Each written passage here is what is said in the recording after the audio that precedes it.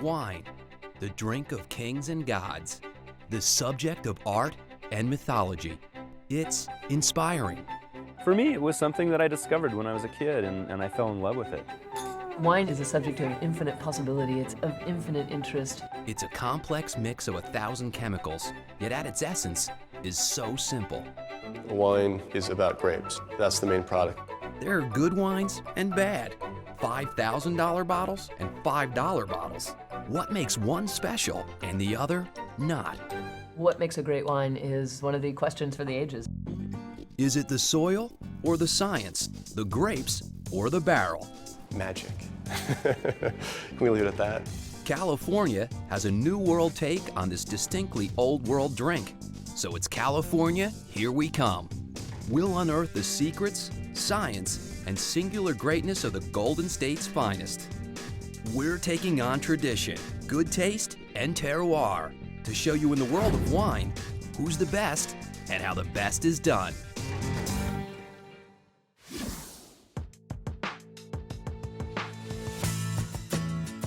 The world of wine can be divided roughly into two sections, the old world and the new. The old world represents those European countries that come up first when talking about great wine. The new world is everywhere else, like Australia, Chile, South Africa, and California.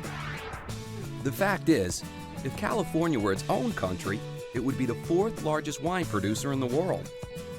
90% of all American wine comes from the Golden State, and California has gained an international reputation as a leading wine region, winning awards, drawing tourists, and exporting its product worldwide. The state of California has proven fertile ground for the ancient art of winemaking. What is it about California wines? It's a fantastic place to raise grapes. We're on the same latitude as Naples, Italy. Our wines ripen every year. We get heat every year. Our fruit ripens. You get ample sunshine, and so you get wonderful ripe flavors and ripe tannins. When you look at some of the vintage charts for Europe, let's say, out of a 10-year period, you may have 3 really good vintages and the rest are troublesome or questionable. If you look at California, out of a 10-year period, they're going to have 8 amazing vintages. Sun, heat, soil. California is blessed with nearly ideal grape growing conditions. Grapes love Cali. Any grape can be turned into wine, but only a handful of the thousands of varieties around the world make great wine. There are essentially 6 grapes that it would behoove anyone to learn about. Chardonnay, Sauvignon Blanc, and Riesling, and in red grapes I would say Pinot Noir, Cabernet, and Merlot. And I guess I'd throw in Syrah too as the 7th, and maybe Zinfandel. These 6, or 7, or 8 grapes are considered noble. Well, those grapes are known as noble grapes for a reason, and that means that they transmit their character and their attributes no matter where they're planted. The Cabernet will taste like Cabernet whether it's in Argentina or Bordeaux or Napa Valley or Walla Walla in Washington. The ability to grow noble grapes, plus perfect soil and climate conditions, makes all the difference in California. How do we evaluate wine? One popular way to select a bottle is to use published reviews.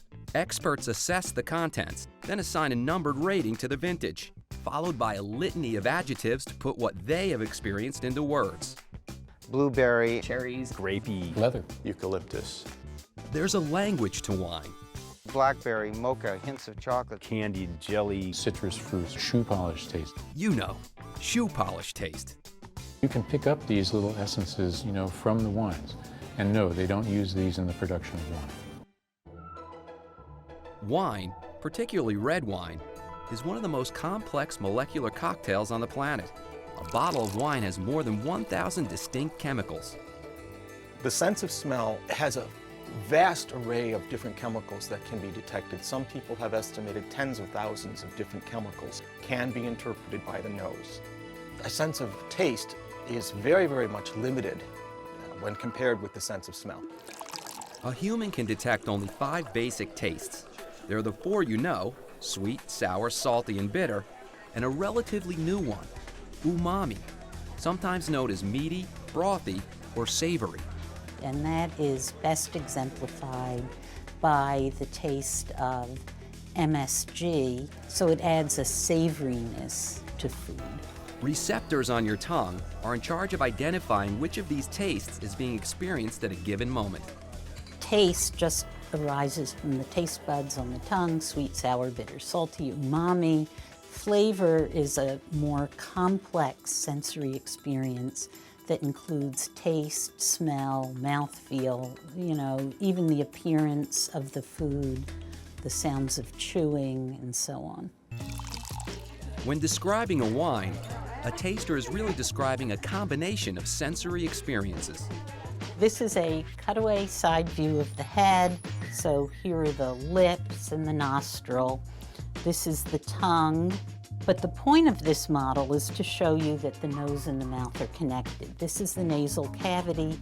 The olfactory receptors are up here at the top of the nasal cavity. The bumps on the tongue are what everybody calls taste buds, but actually they're technically called papillae, and they have pores in them that allow the food to get in there. What most people don't think about when they're actually consuming the beverage is that there's a big impact on the sense of smell. There's a lot of what we appreciate in wines that is extracted from the wine through sensory cells in the nose. The entire experience of flavor is referred to the food on the tongue. So people are unaware of the importance of other sensory systems in that experience. Therefore, it's up to your brain to connect the dots between taste, smell, and flavor to create your own individual impression of a wine. When you pour a wine, of course, you see the color of the wine, you experience the aroma, and then when you take a sip of the wine, you're experiencing the taste, you're experiencing the aroma, both orthonasally, that's the front way into the nose, and retronasally, the back way into the nose. And you're also experiencing the mouth feel, how thick it feels, how astringent it is. So it's a very complex sensory experience. It comes down to this. Two people smelling, tasting, and evaluating the same glass of wine will never process it the exact same way. Hence the descriptors. Motor oil, Melted tar. Tutti frutti, stewed cigar leaves, and tobacco. Menthol. toast with jam. Some scientists believe that an individual's sense of smell can be as unique as their fingerprints. People differ. I find blind spots virtually in everyone I test. It may not be that one person is right and the other is wrong. It's just that they have different sensory worlds. They may both be correct. Some deficits are quite profound. I have one. I like the smell of skunk. To me, it smells like very concentrated lemonade. I'm sure most people who have smelled skunk don't respond to it as lemonade. Deficits that people have oftentimes go undetected by them. They may, in fact, have an argument or a full discussion about what they've just experienced and not realize that the difference between them and the other person is in the biology of their sense of smell and not what their brain is doing with what they've experienced. Other factors play into your wine experience too, including what you eat while you're drinking. Every bite of food that you take alters the flavor of the next thing you put in your mouth. So if you eat something very sweet with a Cabernet, you're going to adapt to sweetness. You're not experiencing the sugar in the Cabernet. The color, the price, and the label have all proven to affect a drinker's perception. It's so complex, but at the same time, it's so simple. It's not just an experience you're having in a vacuum. So how can anyone agree on what makes an ordinary or extraordinary wine if we can't agree on how it tastes? It's like someone saying, I want to go to the best restaurant in New York. You know, I've got 10,000 restaurants here. You've got to give me, you've got to narrow the criteria. Perhaps the best way to approach the question is to begin thinking of each bottle of wine as a work of art. You get a bottle of wine, you open it up, you taste, you take notes. You can try to explain to someone what grape writing is. But until they've actually read a lot of great literature, they won't really be able to tell. So it's like I can describe to you why this is a beautiful piece of prose, but until you've read a lot of it or read the opposite, it won't resonate. As with any celebrated work of fine art, a truly superior wine will stand out from its competition and produce an admiring consensus. Just like there's consensus about certain pieces of music and certain pieces of art, there's consensus about what constitutes a great wine, and certainly it has to start with ripe fruit, and it has to start from a particular place.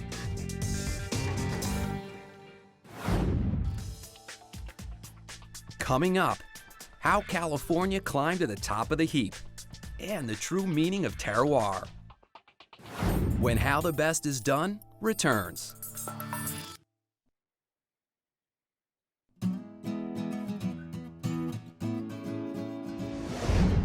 California is a 21st century wine-producing powerhouse, but it hasn't always been that way. Wine production in the New World actually started back in the original 13 colonies. Thomas Jefferson himself was an early believer in the American wine industry, declaring wine a daily necessity. Working with an Italian winemaker, the third president oversaw construction of a vineyard next to his Virginia home, Monticello. The Revolution put a stop to his efforts, but Jefferson was not alone in his quest for American wine.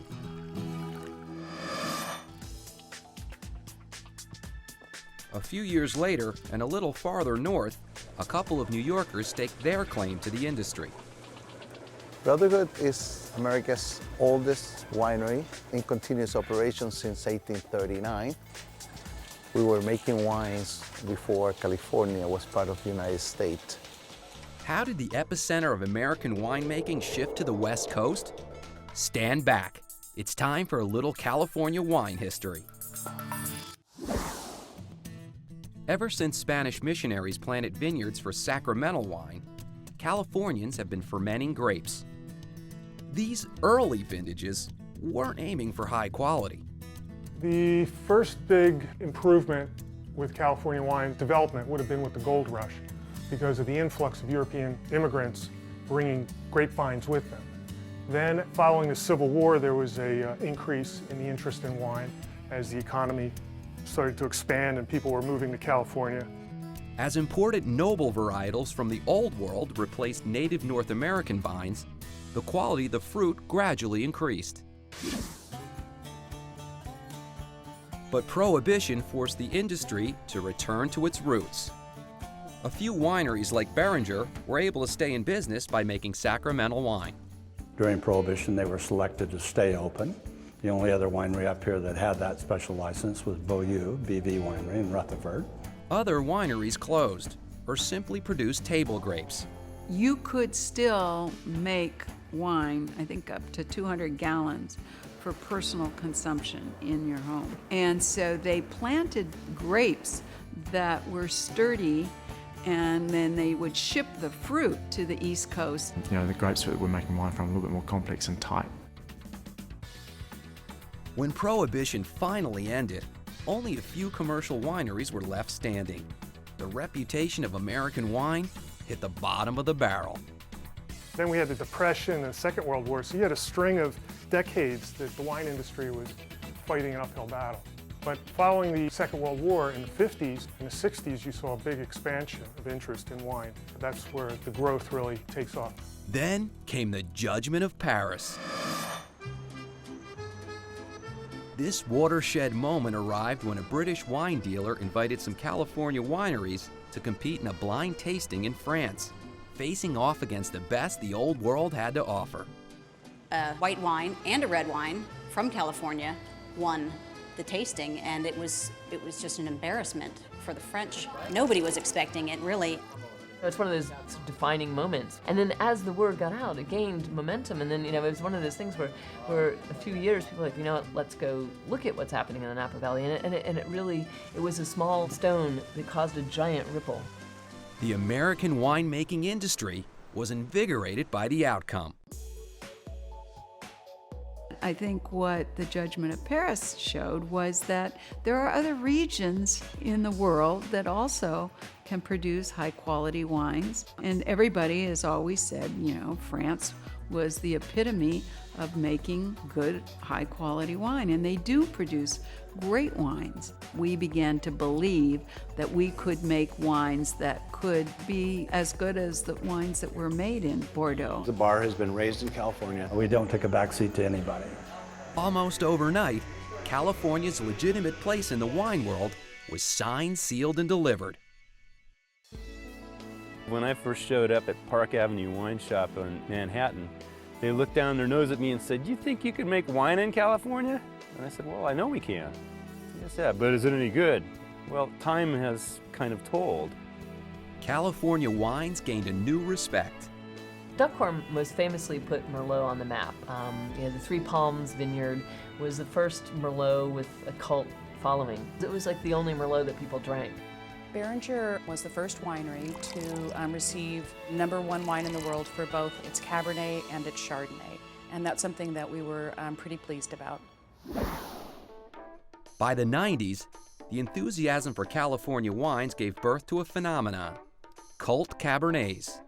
Wines are produced in very small quantities, and we're talking maybe 1,000 cases or less. They were the first real status wines of America. They're very big, very rich, very concentrated, of a very particular style and a very flamboyant style. They're extraordinary wines, but again, their price comes from the fact that there's so many people that want them. Collectors flocked to buy cult cabs, like Screaming Eagle, Colgan, and Bryant. Some were, and still are, so popular, there are waiting lists to get on the mailing list for the chance to spend hundreds, even thousands of dollars on a single bottle. Most of these properties, if you look at them, are very small. They could be 20, 30, 50 acres. They're producing maybe a few hundred six-packs. And if you look at the reviews on these wines, they're consistently in the mid to upper 90s, year in and year out. So any serious wine collector is going to go out and spend the money. It no longer becomes a question of the quality of the wine and is this wine really worth it? It's like, how much is it worth to you? And that is something that is a particular to California, actually particular to Napa Valley. There are many regions that produce fine wine in California, perhaps none more celebrated than the Napa Valley. It was Napa that created the wines that won the Judgment of Paris. It was Napa that led the American wine revolution with its superlative reds. This narrow 30-mile-long valley is the embodiment of what wine experts call terroir. Terroir is a fancy term, but it really just means the combination of the soil, the microclimate, and this place. And it is a shorthand way of describing the fact that if you grow this exact same grape with that exact same rootstock any other place, and I told you how we made our wine, your wine won't taste the same way because your terroir is different. Terroir is what connoisseurs say makes the real difference between a good wine and a great one. Fruit gets so beautifully ripe in Napa that that's something that is a hallmark. Napa Valley Cabernets tend to be a little bit more generous, and at the same time, they're both approachable and complex. I mean, Napa Valley Cabernet are some of the best wines in the world as far as I'm concerned. It has a particular personality. It's a wine that couldn't be of anywhere else. Napa's real niche is, globally acclaimed Cabernet Sauvignon. It's globally accepted as the king of the reds, and since Napa does that best, Napa earns its niche. Napa Valley itself is divided into a series of grape-growing regions, known as American Viticultural Areas, or AVA. Each has its own microclimate. Wine aficionados cherish the differences from spot to spot. The Upper Valley, which is, basically from Yountville north, and then the mountain regions with their well-drained soils and high-intensity exposure. These are all prime Cabernet land. Indeed, our vineyard is higher than the rest of the valley. It sort of curves down like the seat on the bench, and that's why this is called the Rutherford Bench. We get less extremes of nature than most areas in the valley because of this protected area. This vineyard is a special place. It is unique compared to its neighbors on one side and the other, or to the east or to the west. And so this combination of soil and air and moisture and the vines we put here form a relationship with one another that produces fruit of a certain character with a certain kind of identity. When someone smells our wine or tastes it, it's not just a great Cabernet. it's, wow, that's a great Staglin Cabernet from that piece of soil that they tend to. My ultimate goal is to sort of make a wine that has an identity and that speaks from a certain place. The Staglin family vineyard is a small and prestigious organically farmed vineyard that dates back to the 1960s. Garen and Sherry Staglin took over the land in 1985, armed with a vision. We've tried to model ourselves after the great estates of the world. We don't buy fruit from anyone. We're only trying to make the best wine we can from this property. We think it's such a special place, so we're trying to make the wine that expresses this place at the highest level of quality possible. We've been privileged to have our wine served to 5 different heads of state. The Staglin set out to take on the big boys by hiring big names. Well, how do you sort of make a name for yourself, or how do you get people to notice you? Well, you hire the most obvious names that are very well respected. Boom, sort of, not overnight, but you kind of put in place like the dream team. And so you set yourself apart from some of the others who may be a little more obscure. The Staglins have put together a world-class wine program. We want to just keep maintaining that, and we want to fine-tune it. Daniel Fischel works for prestigious Napa vineyard management company David Abreu and is part of the Staglin Dream Team. They farm the land organically, but that does not mean passively. Everything from irrigation to leaf placement is taken into consideration. What we have is a Cabernet Franc vine. We chose Cabernet Franc for this because we like Cabernet Franc to be in a slightly more stressed situation. If you were to dig through this soil right now, you would see that we've got about 1 foot of topsoil, and then we start to hit quite a high gravelly content soil below this. In an environment of fast draining, free draining soils, Cabernet Franc tends to perform a little better with water stress, so we can stress it a little bit more. And as a result, the berries get very small and actually quite hard. You know, they look like little blackened peas, if you will.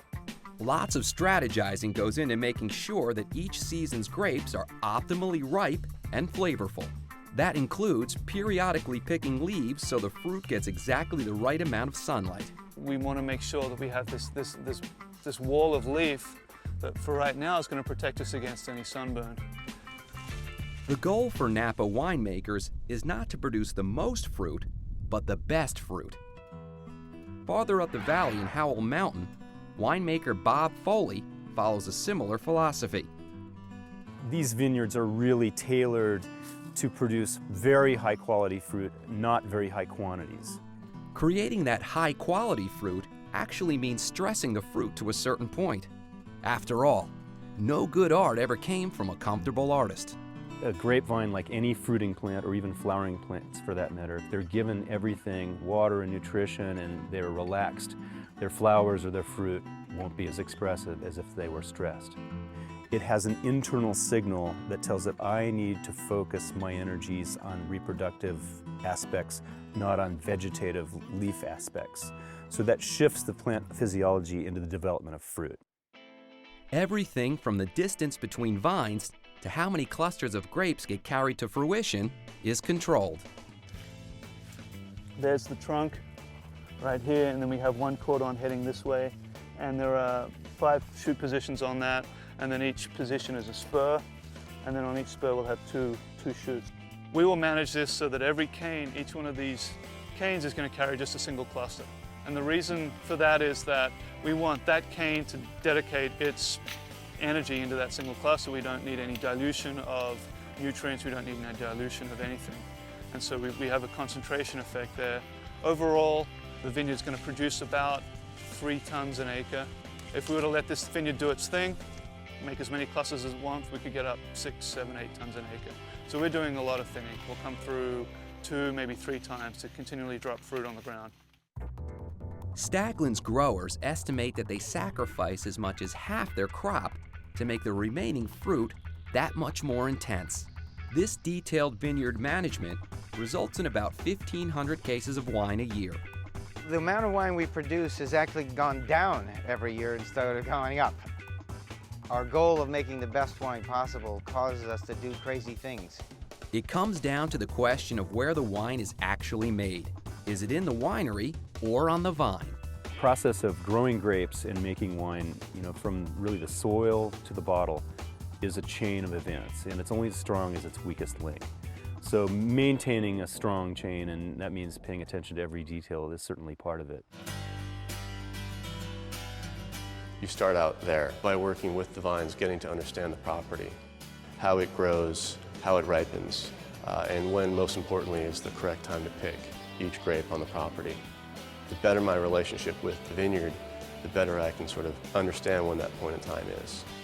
Winemakers are deeply respectful of the team of people who get their hands dirty raising the grapes. I'm a shepherd that takes it from that vineyard and ultimately to that bottle. Again, that's kind of cliched and it's kind of hokey, but I really do believe that. So everything we do is a potential degradation if we don't do it right to that sort of that initial perfection that was out in the vineyard.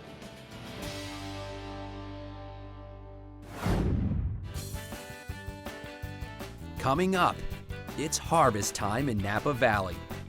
From the vine to the vintner, when How the Best is Done returns. Once a year, every year, the Staglin family opens up their vineyard to the public for the Staglin Music Festival. Our motto is great wine for great causes. We have had a lot of success in our life, but we believe that you should take that success now as a starting point and go on and try to make the world a better place. And through our wine and the events that we do here, we've been able to accomplish just that. The high-profile event has raised over $35 million for mental health research and awareness programs. By using their exposure as winemakers to help the greater good, the philanthropic Staglins are making a difference in the world around them. If that isn't a great reason to make wine, I don't know what is.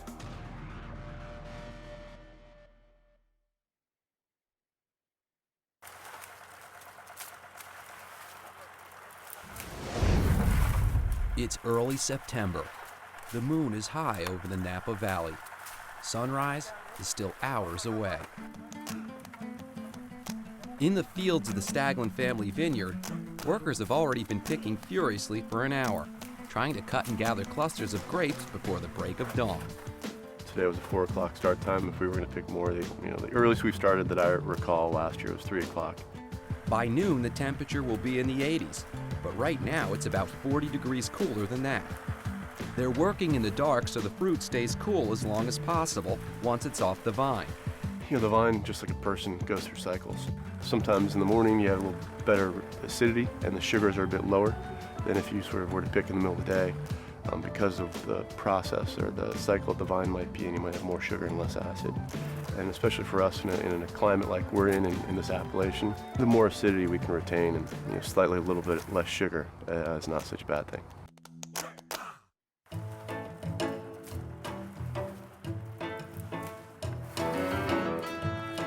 The Staglin operation works with a combination of precision and an obsessive attention to detail. It's important to Frederick and the kind of wine he's making that only the most perfectly ripened clusters are used. So this is some more Cabernet we're picking, and we're only picking the top half of this block. There's a little bit of a slope here and higher stress on this end of the vines. So we're only going to pick this top half and let the bottom half hang out for another week or two. They can individualize their picking like this because of their crew. Unlike operations that rely on seasonal help, the Staglin crew is on site year-round and really knows the terrain. The vineyard manager has tended the fields at Staglin for decades. Richard's been here for 23, I think maybe 24 years now. He's the general out in the field. We work well together and he's willing to sort of do that. And the crew is good enough at what they do that they can be shown something and pick this and don't pick that. And especially under Richard's watchful eye. The goal is to keep the grapes as pristine as possible. Everything has been thought out, right down to the size of the bins where the clusters are deposited. These are called lugs, picking lugs, picking bins, also lovingly referred to as FYBs, effing yellow bins. It's about 30 to 40 pounds of fruit each. Each of these pallets is a little less than half a ton. The FYBs are about half the size of bins routinely used in other vineyards. More stress on the workers, but less pressure on the fruit. Well, here it's just, there's so much less fruit in each bin that the weight of the fruit isn't pressing down on the fruit below it and starting to break the skins or press the juice out, which we don't want to start yet. So this is a little more labor intensive, but we think it leads to better results.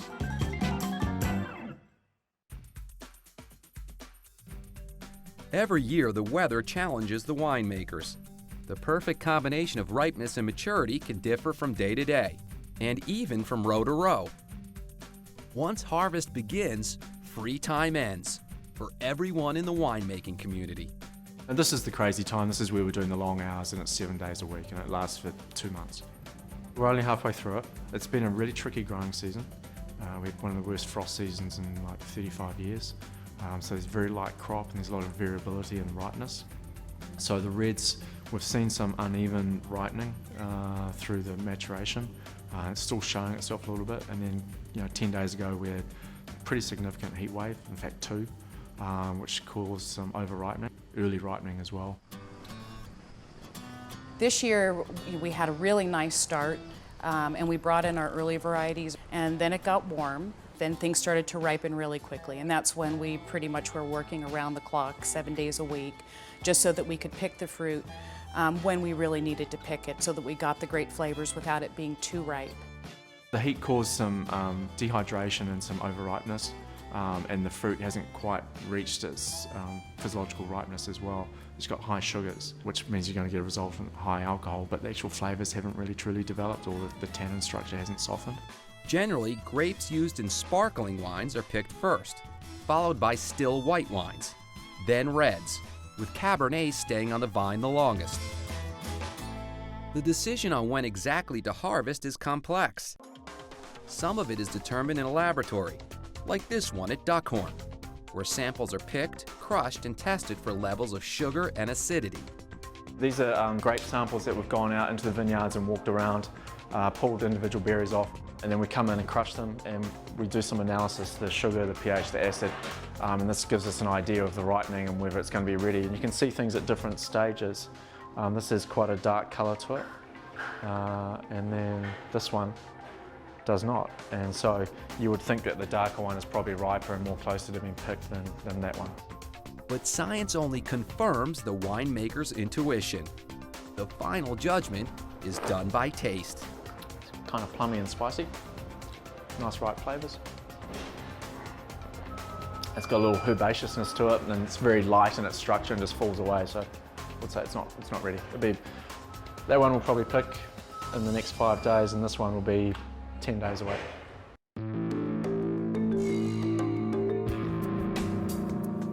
Back at Staglin, once the sun is high, the workers pause for breakfast, then start sorting the fruit. Frederick walks through the vineyard examining the crop, row by row, block by block, to decide what gets picked next. His decisions are made on a day-to-day basis and depend on how things are tasting. And you chew on the skins a little bit, and you get a sense of texture. Like I mentioned earlier, you get a sense of the tannins, but also the texture of the skins kind of tells you. So there's good, even ripeness in this block so far. No green seeds at all. It's certainly pickable, so we can pick it tomorrow. It's a fairly low acid year if you look at all the numbers compared to how sweet things are. And so the fact that it still has a little bit of brightness to it, a little bit of acidity, that's sort of detectable. I might pick it tomorrow instead of letting it get a little riper and lose that little bit of acidity. I'll live with some greenness to maintain some of that crispness and that acidity in a year like this versus letting it hang out for a couple more days. Once picked, the next step differs for red wine or white wine grapes. Grapes meant for white wine are crushed, and the juice, known as the must, goes directly into a fermentation tank. The process for grapes intended for red wine, like these Cabernet Francs, is more complex because red wine derives color and flavor from grape skins.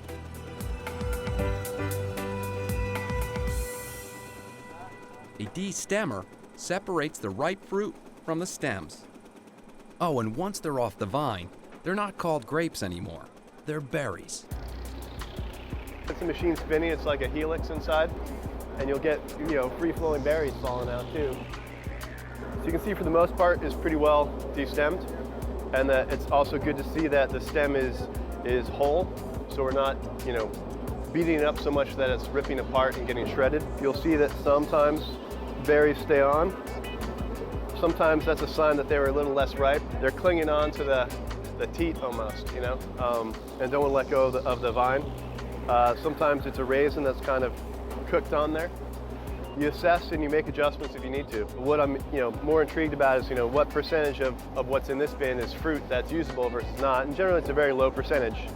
While unripe and overripe berries fall to the wayside with the discarded stems, the workers who gathered the clusters in the field now sort through them by hand, removing anything that's less than perfect. It's only 8 a.m., but as the sun rises, so does the temperature. Dry ice keeps the berries cool. Next stop, a stainless steel tank where the berries will steep. While many wineries crush the fruit uniformly to release the juices before they go into the tank, Frederick prefers a more gentle mix. The first bin that went into the tank was just whole berries, and the next one will just be whole berries too. Yes, Virginia, they really do stomp grapes. The process is also referred to by its French name, pigeage, which means crushing by foot. But the goal here is just to sort of fracture the skins a bit more, to get some more of the grapes broken up to release their treasure, their juicy innards, and to adjust the sort of juice to skin ratio in the tank. The way we process the fruit so gently, it can be rather whole berry-esque. We do this not on every bin, a certain number of bins per tank, just to get the ratio kind of dialed into where you want it to be. And when you first get in, there's a lot of resistance. You have those berries kind of pushing back at you, and then it'll give itself up, it'll release. And there's still a lot of whole berries in there, which is what we want. But you can see there's a lot more juice now than there was before. And you can see those darker spots. It was actually the seed with the little clear pulp around it. And so those are from fractured berries, and that was our goal.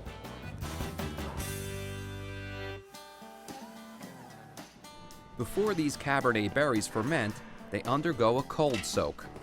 The chill prevents fermentation from beginning on its own, while allowing color and other phenolic compounds to be drawn out from the skins, resulting in darker color and brighter fruit flavors. During the cold soak, liquid doesn't just sit. Each day the solids are punched down to keep them wet and pumped over, draining liquid from the bottom of the tank and pumping it over the top. The skins and solids that float to the surface are called the cap. We put these grapes in 2 days ago, so I'm wetting the cap. It's kind of like if you can imagine it, a tea bag. All the tannin and color will be sitting on the top, and then I pump the juice over, and it helps extract all that flavor and tannin. The idea is to keep mixing the solids on top with the liquid on the bottom to aerate and homogenize them. When extraction is complete, the tank will gradually be warmed up so fermentation can begin. The cold temperature will retard, natural activity from whatever flora came in on the grapes. And then after our sort of 4 or 5 or 6 days of cold soaking, I'll turn off the cooling. Whatever's in there will become more active. For fermentation, the berries and their juice require yeast to convert natural sugars into alcohol. Grapes have naturally occurring yeast on their skins, but most winemakers also add their own yeast, a process called inoculation, because wild yeasts sometimes die before completing fermentation. Ferment might start, spontaneously or wildly with whatever yeast came in on the grapes or whatever yeast is floating around in here. There is a lot of yeast out in the vineyard. It's usually a different strain. They're usually less hardy in a sense. They can start ferments very well. They can't necessarily ferment them to completion very well because they're not as sort of ethanol tolerant. But they can be rather interesting and complex. So a lot of times I'll let them start naturally. Commercial yeasts are available in a variety of strains engineered for different varietals. Using them raises the question, does commercial yeast reveal the character of the grape or create it? Well, it's both. Primarily, yeast is an agent that creates change and creates flavor. It releases compounds that are bound up in the skins, that it's in the juices, in the pulp, what have you. The yeast itself has a sensory quality to it. The yeast contributes probably a savory character to some extent and a yeasty quality, but I would say in the grand mix of things, the yeast isn't necessarily contributing directly a lot of flavors. It's helping to generate them or release them from the base material, the grapes, and their skins and that juice. Frederick uses a combination of wild and inoculated yeasts. He showed us a part of the fermentation process that is simple, but typically not revealed to outsiders: the preparation of the yeast. We're going to inoculate some barrels with one of the yeast, and then some of the barrels from that same lot with the other yeast, basically to get a little bit of complexity. So this yeast has certain character attributes or flavor attributes that it's known for, and this one has slightly different ones. I want to have a little bit of both of those in the wine to get a little bit of complexity. The goal here in this room is basically to ferment it cleanly and dryly. Fermenting cleanly meaning without producing off compounds, off smells, off aromas, taste, flavors, and usually that happens through stress and struggle.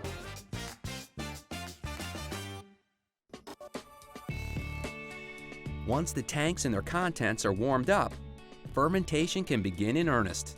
Duckhorn's winemaker keeps a close eye on this carefully monitored process. The length of the fermentation ultimately depends on what he tastes. These are all full of red ferments. Each day we'll go through taste and we do the pump overs and things like that.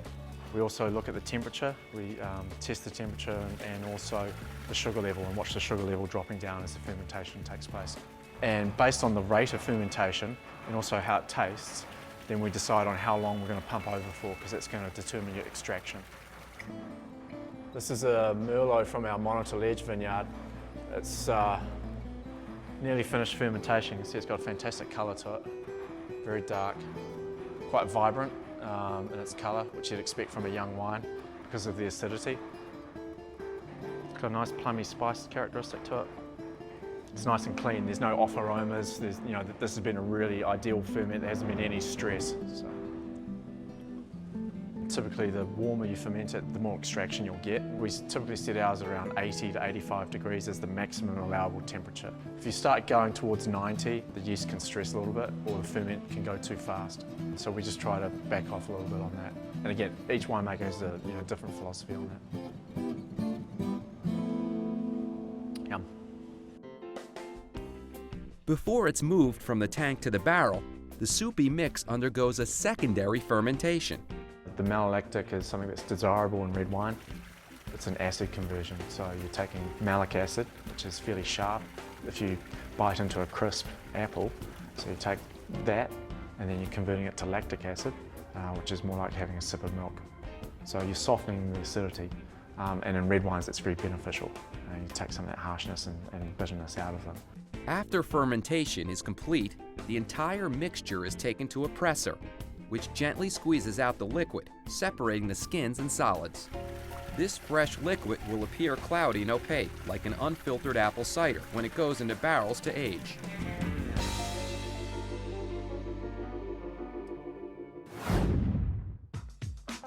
The final steps, from the barrel to the bottle, when How the Best is Done returns.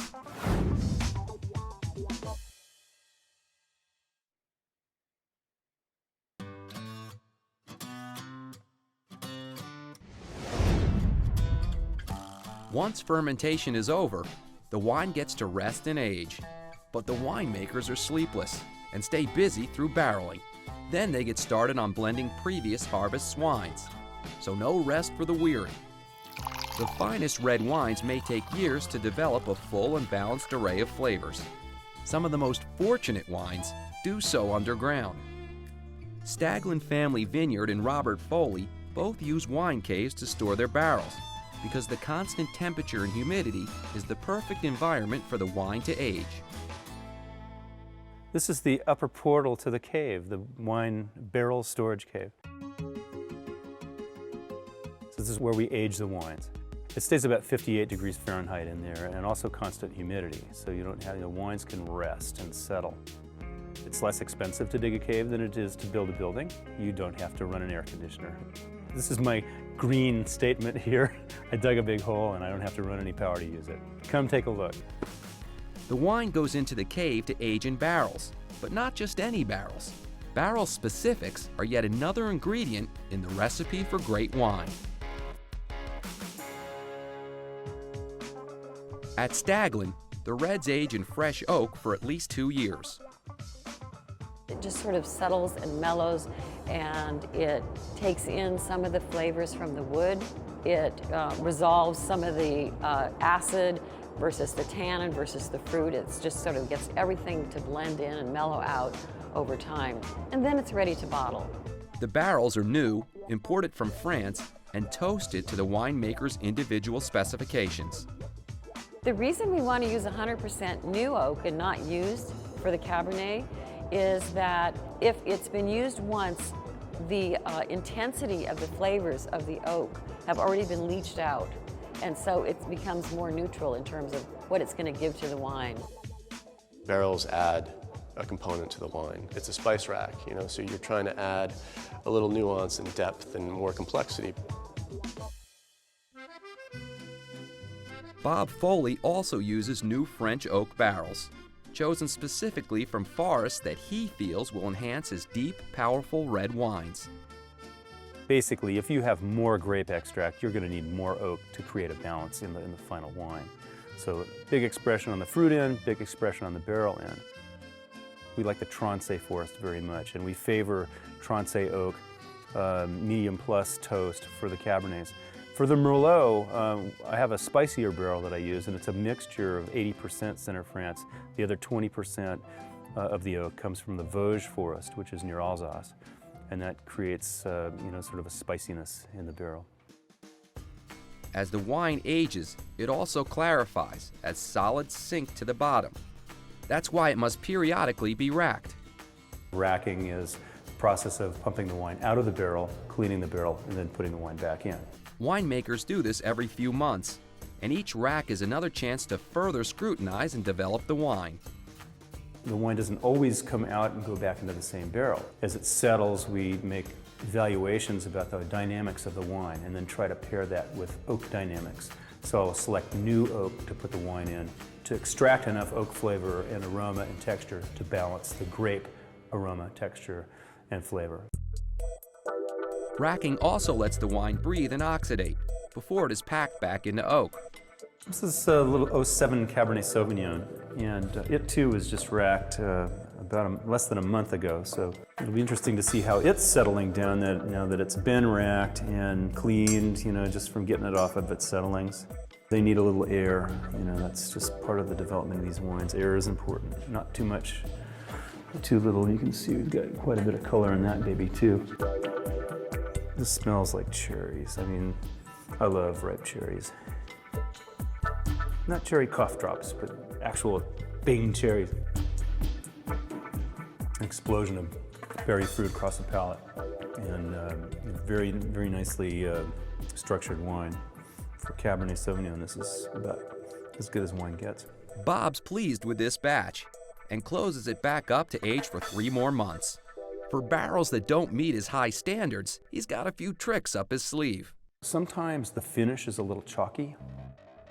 We'll remove a little bit of those chalky tannins by the addition of very, very small micro quantities of milk. What happens is the milk protein, which is called casein, targets just those chalky bitter tannins and actually sculpts the feel of the wine, and then it all falls out. There's no milk left in with the wine, and the result is you get this nice, beautiful finish on the palate. Even when they're perfect, one good barrel does not a bottle make. Once the wine is matured, the winemakers taste to determine which barrels meld best. Blending barrels is how the winemakers will create the best bottles of wine from all the possibilities. This year we'll probably make around 130 separate red wines here at Duckhorn. Those 130 reds will be tasted and tested and blended to make the final products. Every decision up to this point, from picking to fermentation to barreling, culminates in the winemaker's blend. You have to understand all your individual wines and how they can work together. That, in essence, to me, is the artistry of it, is being able to understand the attributes and find the right balance between the two to make a blend. There's an area between art and science that I call craft, and that's what I do. I'm looking, I'm tasting, I'm smelling, and I'm feeling. And really, the power of the wine, a lot of that is discovered in how it feels on the palate. If you're looking for the best wine, you're out of luck. It's simply not possible to pick only one. No matter the region, variety, or style of grape, no two harvests will ever be the same. There are endless variations within a bottle of fermented grape juice. But remember, the journey of tasting is the greatest part. That I make a point to not taste or have the same wine ever again if possible. There's so many wines that come out every single year, and every single year they change.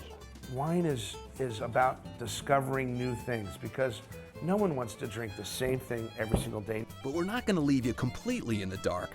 That's why instead of picking our favorite wine, we're looking at the best winemakers.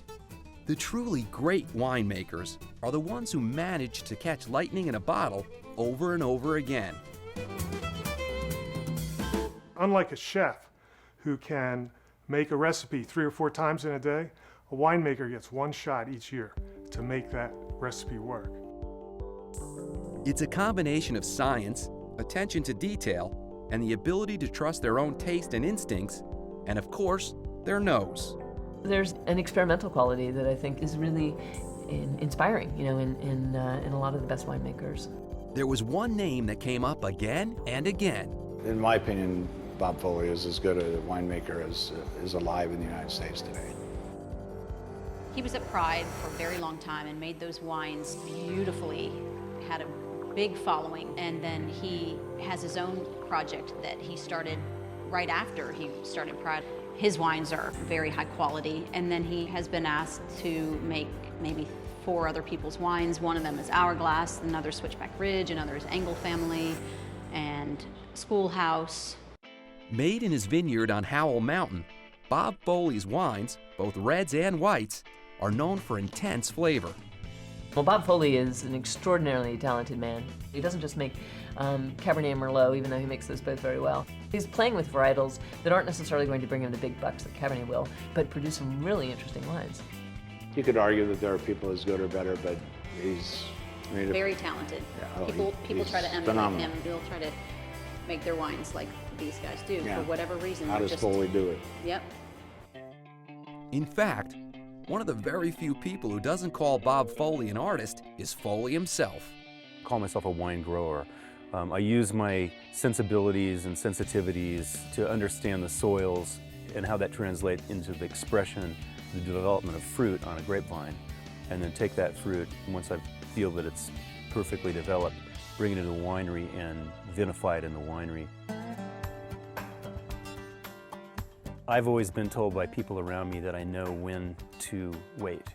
I know when to be patient and avoid the tendency to engineer solutions and let more natural evolutions get you where you need to be.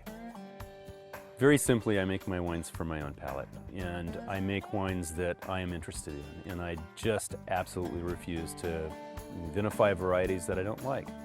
Boy, I've sure got my hands full working with fruit that I love. Craftsman, artist, grower, call him what you will, but there's no denying that Bob Foley creates some high-quality vino. He experiments, gets intense, works with varieties no one else is trying, all for the love of the wine. If you don't want to wait around for what's aging in these barrels, you can give an earlier vintage a shot, or check out some of the bottles Bob Foley has vinted for folks at Switchback Ridge, Hourglass, or Pride Mountain, among others. I've always loved it, and I'll always love it. And if passion drives what you do, excellence will come. So now you know the best, and how the best is done. Cheers.